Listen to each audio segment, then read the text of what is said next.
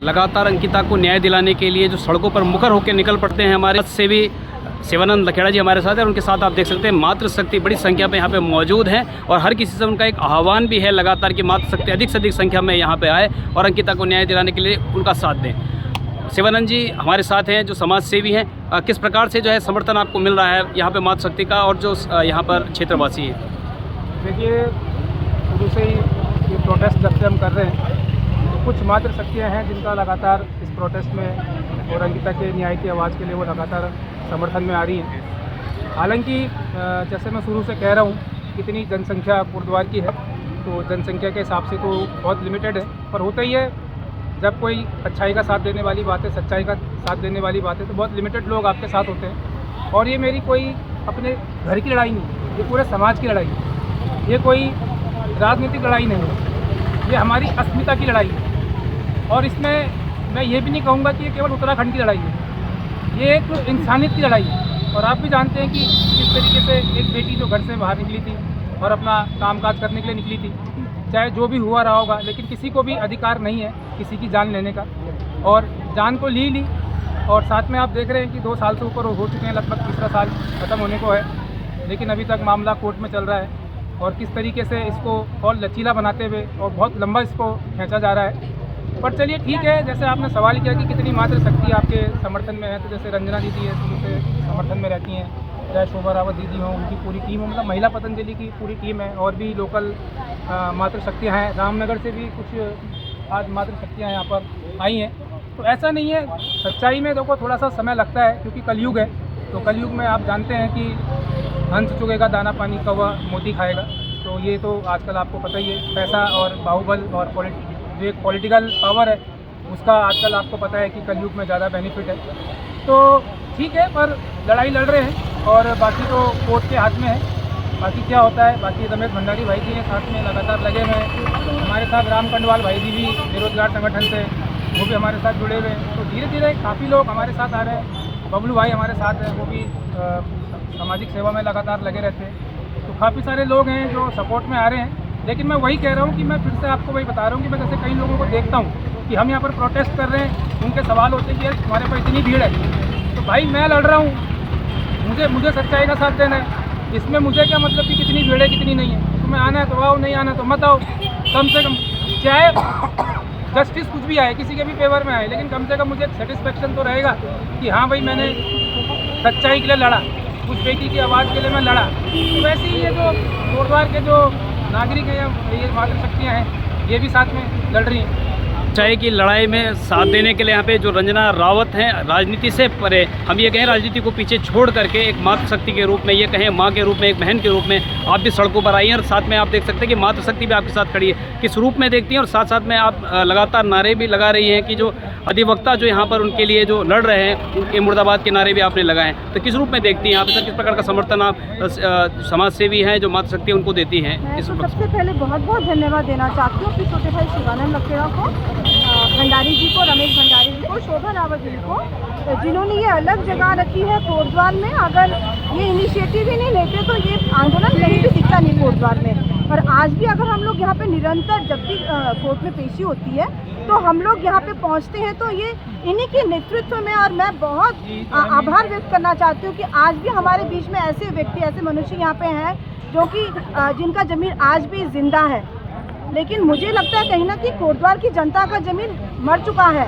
हम लोग लगातार यहाँ पे पहुँच रहे हैं, लेकिन 1-2 लाख के करीब यहाँ की आबादी हो चुकी है, उसके बाद भी यहाँ पे गिने चुने हम लोग पहुँचते हैं और बार बार हमारे आह्वान करने पर भी लोग नहीं निकल के आ रहे हैं। मैं बार बार यही कह रही हूँ, क्या सारी मातृशक्ति हमारे सिर्फ ढोलक चिमटा गाने बजाने में ही सीमित रह चुकी है?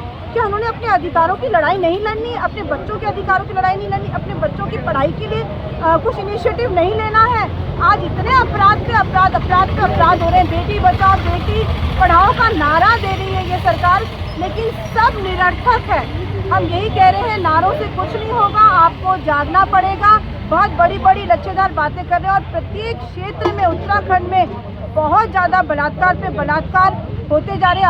अंकिता भंडारी का केस उजागर हो चुका है, लेकिन क्योंकि उनके माता पिता में था दम कि उन्होंने इसको उजागर किया इस केस को, लेकिन कई ऐसी बहनें हैं जो कि उजागर भी नहीं कर पाती हैं अपने साथ जो घटना होती है। तो मैं यही कहना चाहती हूँ कि सभी मातृशक्ति को, कोटद्वार की जनता को कहना चाहती हूँ कि जागो, अब जागो, नहीं तो कब जागोगे। कुछ नहीं होता, राजनीति कुछ नहीं है, बीजेपी कांग्रेस कुछ नहीं है, हमारे बच्चों से बढ़कर हमारे लिए कुछ नहीं है। सबसे पहले सर्वोपरि हमारे लिए हमारे बच्चे हैं, उसके बाद जाकर हमारे लिए सब कुछ है। तो मैं यही कहना चाहती हूँ और सबका धन्यवाद देना चाहती हूँ मातृशक्ति। न्याय दिलाने के लिए महिला पतंजलि भी पीछे नहीं है। शोभा रावत जी जो कर्मठ हैं, सबसे अग्रिम रहती हैं और उसके अध्यक्ष भी हैं महिला पतंजलि योग समिति की। आइए उनसे जानें किस प्रकार का समर्थन आप करती हैं यहाँ पे जितनी भी मातृशक्ति हैं, और हर बार जब सड़कों पर उतरते हैं अंकिता को न्याय दिलाने के, तो आप प्रमुखता से सबसे आगे आप रहती हैं। नमस्ते, सभी को प्रणाम। 2 साल हो गए हैं इस केस को और अभी तक भी मामला बहुत ढीला है, पता नहीं चल रहा है कि किसके पक्ष में जाएगा। लेकिन देखो, अपराध साफ दिख रहा है, तो हमें लगता नहीं है कि इसमें इतनी देरी होनी चाहिए। जो भी है कोर्ट अपना काम कर रहा है, लेकिन बहुत शर्म की बात है कि पुल की तारे जैसे दरिंदों को भी वकील मिल जाते हैं।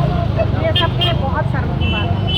तो मैं तो यही कहना चाहती हूँ कि अगर उस वकील तक हमारा ये वीडियो पहुँचता है तो उसको शर्म के मारे चुल्लू पर पानी में डूब मर जाना चाहिए।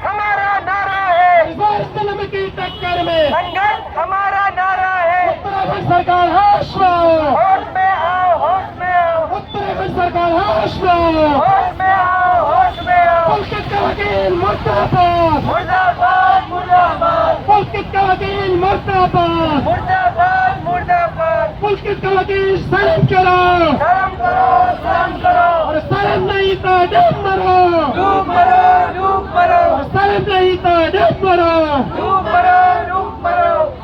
अमित सजवान शर्म करो, शर्म करो, शर्म करो। अमित सजवान शर्म करो, शर्म करो, शर्म करो। अमित सजवान शर्म करो, शर्म करो, शर्म करो।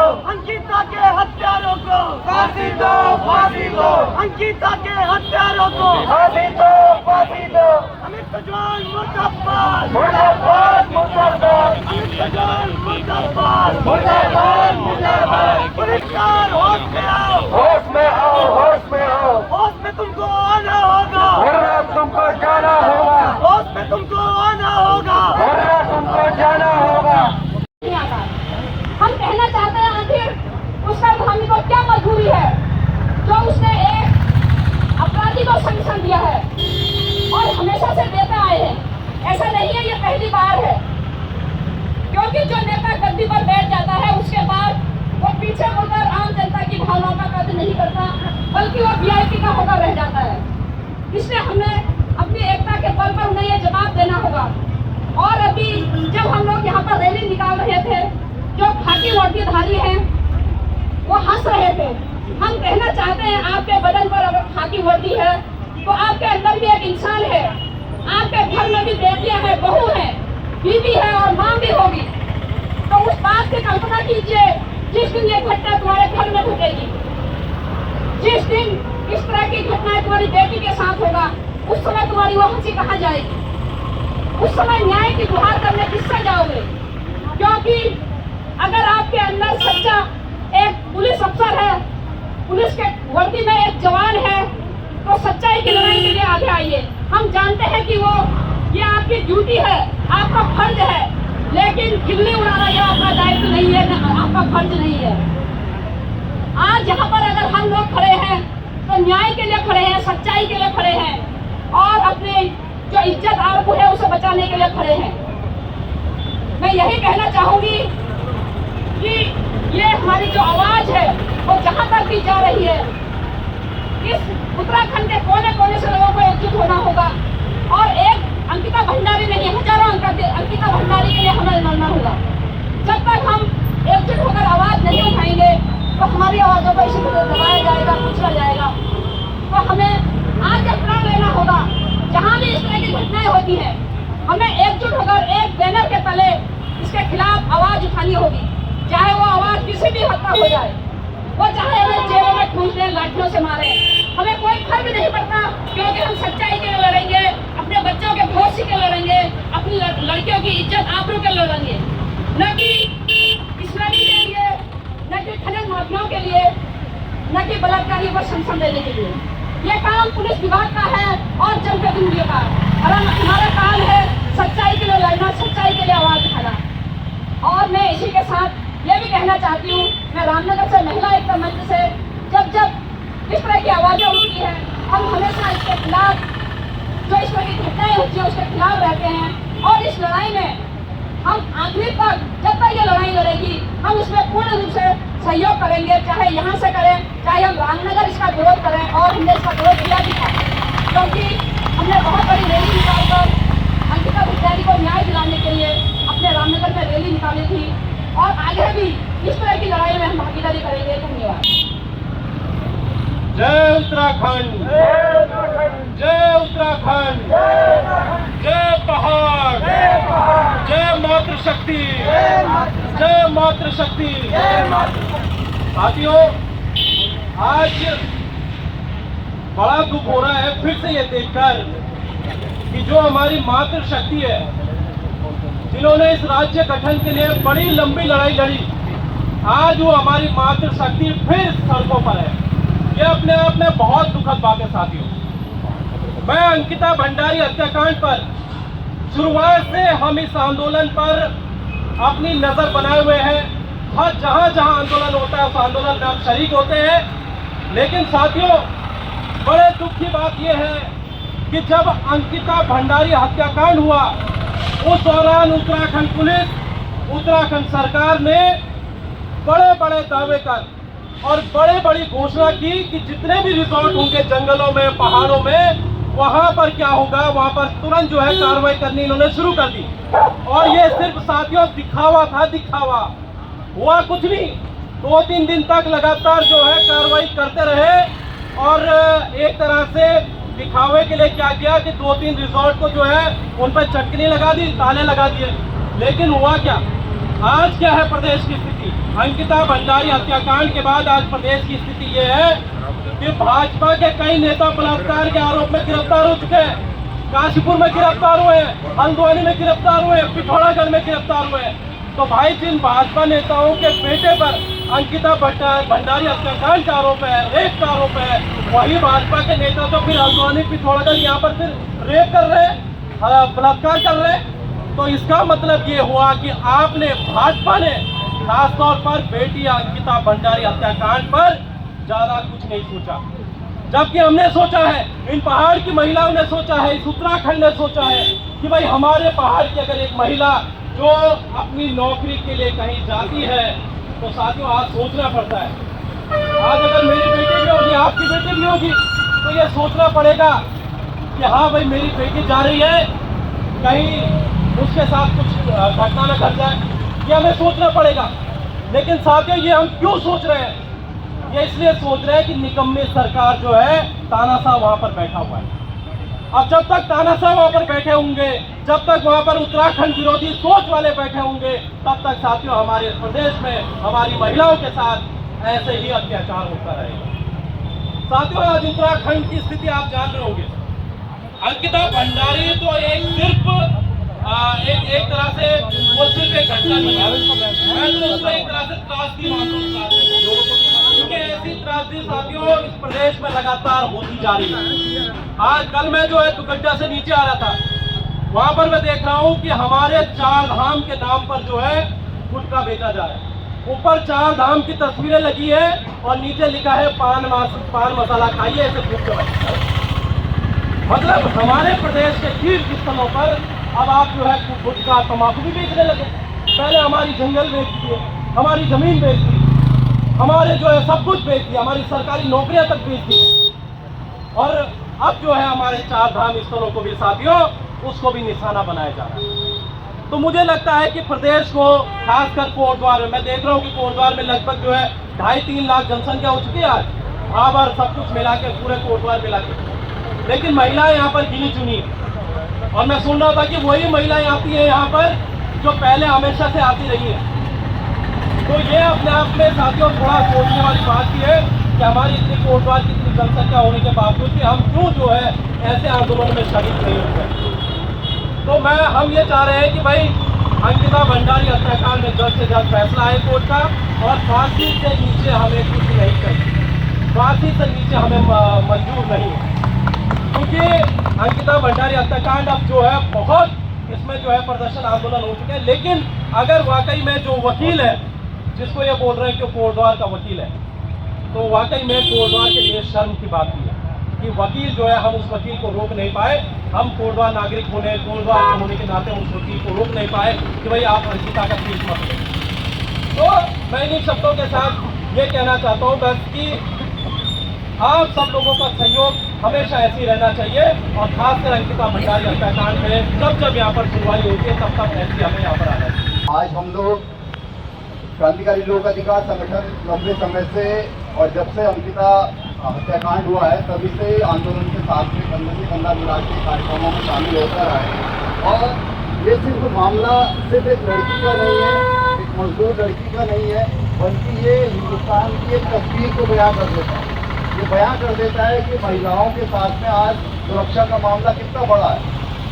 सुरक्षा के लिए सरकारें तमाम तरीके की बातें करती है। वो सोचती है कि सिलेंडर के साथ में महिलाओं की फोटो लगा के समानता आ जाएगी, या राशन कार्ड में महिलाओं का नाम दे देने से समानता आ जाएगी। पर हम लोग देखते हैं, हकीकत ये है कि घरों के अंदर भी महिलाओं का शोषण मौजूद है। साथ में जो महिलाएं बाहर निकलती हैं, जो बेटियां बाहर निकलती हैं कामों के लिए, फैक्ट्रियों में, होटलों में, तमाम जगह महिलाएं काम कर रही है, लड़कियां काम कर रही है, उनको वहाँ के मैनेजरों द्वारा, ठेकेदारों द्वारा उनका लगातार उत्पीड़न होता है। तो ये हिंदुस्तान की हकीकत है, और ये सिर्फ महिलाओं की बात नहीं है, ये पूरा तंत्र महिलाओं के साथ में एक जो बराबरी मिलनी चाहिए थी आज़ादी के बाद से अब तक, वो बराबरी महिलाओं को नहीं मिल पाई है। तो पंजाब देखे, हिमाचल देखे, आसिफा हत्याकांड देखे, तो इन तमाम आंदोलनों में महिलाएं, पुरुष निकल के आए, और यही वो ताकत है। सरकार की योजनाएं या सरकार के विज्ञापनों से महिलाओं को सफलता नहीं मिल रही है, बल्कि महिलाओं को जो भी अधिकार आज की डेट में मिले हैं, आज जिन अधिकारों को हम लोग मिले हैं, शिक्षा का अधिकार हो या और अधिकार, वो महिलाओं ने अपने लंबे संघर्षों के दम पे किए। सावित्रीबाई फुले जैसी महिलाओं का संघर्ष रहा तो बेटियाँ पढ़ने के लिए आगे बढ़ी। या इतिहास की भी जो महिलाओं के चिपको आंदोलन से लेकर उत्तराखंड आंदोलन में जो महिलाओं की भूमिका रही, उन्होंने महिलाओं की आज़ादी को बढ़ाया। सरकारों को मजबूर होना पड़ा कि वो महिलाओं को अधिकार दें या महिलाओं के साथ वो बराबरी का व्यवहार करें। तो हमें अपनी ताकत को बढ़ाना है, और क्योंकि ताकत हमारी किसके खिलाफ होनी चाहिए, ताकत हमारी होनी चाहिए इस हत्याकांड के लेके जो चीज़ें हो रही हैं वही हमको बता देती हैं कि हम एक पक्ष में हैं, और हमारे खिलाफ जो लोग हैं वही दूसरे पक्ष में है। उस पक्ष में हम लोग देखें तो जो बड़े होटल के मालिक हैं, जो बड़ा पूंजीपति है, वो उनके साथ में खड़ा है। जो पुलिस है, कोर्ट कचहरियाँ हैं, वो उनके साथ में खड़ी है। महिलाओं के मामले होते हैं, बहुत सारे मामले तो कोर्ट कचहरी तक पहुँच ही नहीं पाते हैं। पुलिस थानों में ही मामलों को रफा दफा कर दिया जाता है, या लोक लाज के डर से महिलाओं को चुप करा दिया जाता है, और मामले कभी पुलिस की फाइलों में दर्ज ही नहीं हो पाते। तो हम लोगों को अपनी एकता को मजबूत करने की ज़रूरत है, उन विचारों को समझने की ज़रूरत है, उन चीज़ों को समझने की ज़रूरत है क्यों आज इतने साल बाद भी महिलाओं को समानता नहीं मिल पाई है। जो काम हम लोगों की शिक्षा को करना चाहिए था, वो शिक्षा भी महिलाओं को समानता, और तलवारबाज और हाथी को मार देने वाला इस तरीके से। तो ये भेद कहीं ना कहीं हमारे शिक्षाओं में, हमारे समाज के रंग रंग में बसा हुआ है। तो इसको हमें जड़ से मिटाने के लिए उन विचारों को, इस समाज को बदले जाने की ज़रूरत है, और इस लड़ाई को जैसे हम लोग लड़ रहे हैं उसको और उनके बल्कि हिंदुस्तान के अंदर, उत्तराखंड के अंदर महिलाओं के साथ में जो उत्पीड़न हो रहे हैं उन उत्पीड़नों के खिलाफ हम लोगों को आवाज़ उठाने की एकता को बुलंद करना चाहिए। और हम लोग चाहेंगे कि जब हम लोग लड़ाई को लड़ाएंगे तो हम लोग चाहेंगे कि जो पुलिस का हम लोग पहुंच गए हैं अंकिता भंडारी के न्याय के लिए, और मैं सबका आभार व्यक्त करना चाहती हूँ पूरी मातृशक्ति का, सभी युवा साथियों का, सभी हमारे बड़े बुजुर्गों का जो आप लोग आज यहाँ पे पहुँचे हैं। कहीं ना कहीं हमको लग रहा है, मेरी शिवानंद भाई से, भंडारी भाई से बात हुई तो ये अंतिम कुछ पेशी लग रही है, अंतिम से अंतिम, मतलब ज़्यादा दिन नहीं रह गया है। लेकिन हमको अपनी पहाड़ की बेटी अंकिता भंडारी के न्याय के लिए निरंतर रहना है। अगर ये लोग कुछ उल्टा कदम उठाते हैं उसके बाद भी हमने अपनी ये लड़ाई जारी रखनी है। मैं धन्यवाद देना चाहती हूँ शोभा रावत दीदी का, जो हमेशा हमारी पतंजलि महिलाओं को लेकर आती है और हमेशा बैक स्टेज में रहती हैं। तो मैं दीदी को बहुत बहुत धन्यवाद देना चाहती हूँ, जो उनकी जो सौम्यता है उसके लिए धन्यवाद देना चाहती हूँ। मेरा छोटा भाई शिवानंद, जिन्होंने ये अलग जगह रखी है और इस अलग में हम लोग सब साथ देते हैं, अपने भाई का, अपनी दीदी का, हमारे भंडारी भाई जी का, रमेश भंडारी जी का। तो मैं आप लोगों से यही निवेदन करना चाहती हूँ, अभी हमारी रामनगर से यहाँ बहनें आई हैं, मैं उनको धन्यवाद देना चाहती हूँ, हमारी रामनगर से जितनी भी यहाँ पे बहनें आई हैं। और मैं एक बात पूछना चाहती हूँ, अपनी कोटद्वार की मातृशक्ति से पूछना चाहती हूँ, अगर रामनगर से हमारी बहनें यहाँ पहुँच सकती हैं, हमारे भाई पहुँच सकते हैं, तो कोटद्वार की मातृशक्ति कहाँ है? अगर आज कोई कार्यक्रम महिला दिवस का होता है, हम महिला दिवस मनाते क्यों हैं? सिर्फ नाच गाने के लिए महिला दिवस मनाते हैं हम? नहीं, हमेशा महिला दिवस अपने अधिकारों की लड़ाई लड़ने के लिए मनाया जाता है। ये आजकल का ट्रेंड हो गया है, महिलाओं को ढोलक चिमटा देकर, मंडलियों को एकत्रित कर पैसा देकर उनको बरगलाया जा रहा है और आप लोग को सिर्फ नाच गाने तक सीमित कर दिया जा रहा है। अपने अधिकारों की लड़ाई आप लड़ ही नहीं पा रहे हैं, क्योंकि हमारा दिमाग उन्होंने ऐसा बंद कर दिया है कि हम अपनी बच्ची के न्याय तक नहीं आप पहुँच नहीं पा रहे हैं।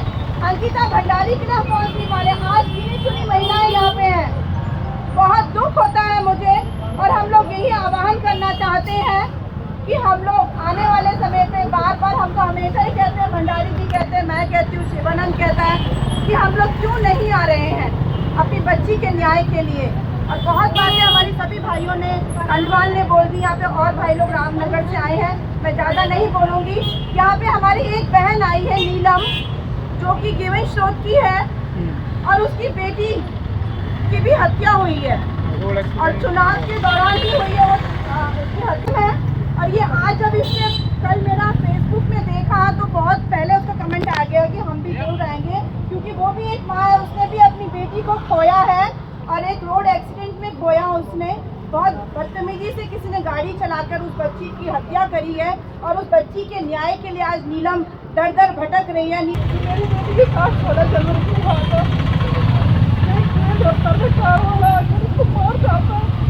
मार के फरार हो जाता, मेरी बेटी को तड़पते हुए वहाँ पे छोड़ देता है। जब तक हम पहुँचे थे मेरी बेटी की जान जा चुकी थी। हमने कई चक्कर थाने में लगाए, कितने बार गए थे, आरोपी 12 दिन तक पकड़ा नहीं गया था। तो उसके पक्ष में पूरे पुलिस वाले थे जो उसको बचा रहे थे। जिसने मेरी बेटी को मारा है उसको पूरी बचाने की साजिश रची गई थी। मेरी बेटी को न्याय ही नहीं मिल पाएगा, मुझे इतना नहीं मिल पाएगा, क्योंकि अभी तक भी उसी को बचाने में पूरे लोग लगे हुए हैं। जो था जिसने मारा था वो भी कोई वीआईपी का ही आदमी था, बड़ा नेता था जिसने मेरी बेटी को मारा, बीजेपी का ही था। मैं तो खुल करके बोलूँगी, मैं डरूंगी नहीं ना, मैं किसी राजनीति में होना कुछ हूँ। मेरी बेटी की जान गई है, ऐसी कई बेटियों की जान जा चुकी है जो आगे आकर बोल नहीं पाती है, अपनी बेटी के लिए न्याय नहीं मांग सकती है। कई बेटियां, कई बहू कहीं जा चुकी हैं जो बिल्कुल भी आगे नहीं आना चाहती है। मैं तो कहती हूँ वो आना चाहिए, ऐसे मौके पर आए। अंकिता भंडारी भी हमारी एक बेटी थी, आज मेरी बेटी गई, मेरी बेटी ने सब कुछ कर लिया था, जॉब लग गई थी मेरी बेटी की। आज मेरी बेटी जिंदा होती है तो मेरी बेटी की अच्छी खासी जॉब लग चुकी थी। मेरी बेटी, मैंने अपनी बेटी के न जाने कितने खर्चे उठाए होंगे, कितने पैसे लगाए होंगे। एक किसी के घर में काम करके अपने बच्चों को पाला पोसा किया, बहुत उसके दिन काटे होते। वो माँ जान सकती है कि एक बेटी के लिए माँ के लिए क्या दर्द है, कितना भटक रही है माँ, दर दर भटक रही है। लेकिन मेरे लिए कोई भी सहारा नहीं मिला। रास्ते में मेरे साथ में दीदी आई थी, दीदी ने बहुत हिम्मत दिया, काफ़ी लोग आए, समाज से जुड़े हुए लोग भी आए, उन्होंने हिम्मत दिया मुझे कि हम लोग आपके साथ में, तब जाके मेरी हिम्मत हुई आगे आने की। आज मैं यहाँ तक हूँ, जब मुझे आप लोगों की सबके सहयोग मिला तब जाकर मैं यहाँ पर आई हूँ। मैं तो कहती हूँ कि जितनी भी लोग हैं जिनकी बेटी को न्याय नहीं मिला है, सब आओ रोड पे उतरो, न्याय के लिए मांगो। तब हम आगे संघर्ष करेंगे तभी कुछ हो पाएगा, नहीं तो नहीं हो पाएगा। ऐसे ही हम डरते रहेंगे किसी के कहने में, तो दबते रहेंगे तो हम कुछ नहीं कर पाएंगे। उस दिन में मुझे पुलिस वालों ने बहुत धमकाया था, कहा था कुछ नहीं करेंगे, तुम्हारी फाइल हम ऐसी लगा देंगे। मैं तो ये भी कहूँगी, रमेश साहब के इंस्पेक्टर थे जो थाने में, उन्होंने मुझे बुलाया था, धमकाया था। उन्होंने बोला तुम्हें जो करना कर लो। तो हमने बोला था कि तुम आरोपी को 12 दिन के बाद उस दिन पकड़ा जाता, 16 तारीख को ही पकड़ा जाता, उसको नहीं पकड़ा इन्होंने, क्योंकि इतना बड़ा शहर कोटद्वार नहीं है, छोटा सा शहर कोटद्वार है। इन्होंने कुछ नहीं किया। उस दिन चुनाव प्रचार में लगे रहे, पुलिस वालों की ड्यूटी लगी हुई थी, किसी ने भी नहीं सुना बात। जब नहीं सुना तो हम लोग जाते रहे। इंस्पेक्टर रमेश, आगे तो मुझे कितना रमेश नाम से मैं जानती हूँ, इंस्पेक्टर रमेश, उन्होंने मुझे धमकाया, हम कुछ नहीं करेंगे, तुम्हें जो करना है करो।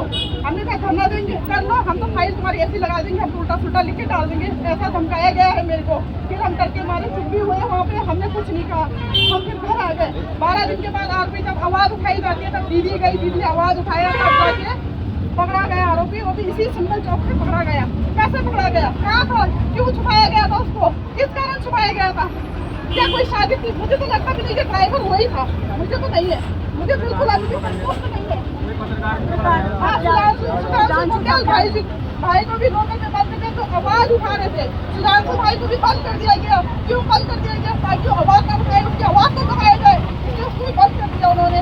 ये पुलिस की साजिश है। मैं तो कहती हूँ जो हाँ पुलिस जितने भी कर्मचारी है जो भी है वो अच्छे से काम नहीं करते। हमारे उत्तराखंड में पुलिस कोई भी अच्छा काम नहीं करता है, महिलाओं के लिए तो बिल्कुल भी अच्छा काम नहीं करता है। वो भी मिलकर महिलाओं के साथ में शोषण करते हैं। इस बात को मैं आज कह रही हूँ, करते हैं। महिलाएं दब जाती है, आवाज नहीं उठा पाती है महिलाएं, पुलिस के सामने में आवाज नहीं उठाए, क्योंकि पुलिस सारी ऐसी ही काम करती है। कई सारी चीजें हमारे आगे भी आती है पुलिस के बारे में, बोलते हैं कि आज पुलिस ने ये कर दिया, आज वो कर दिया, महिलाओं के सामने करते हैं।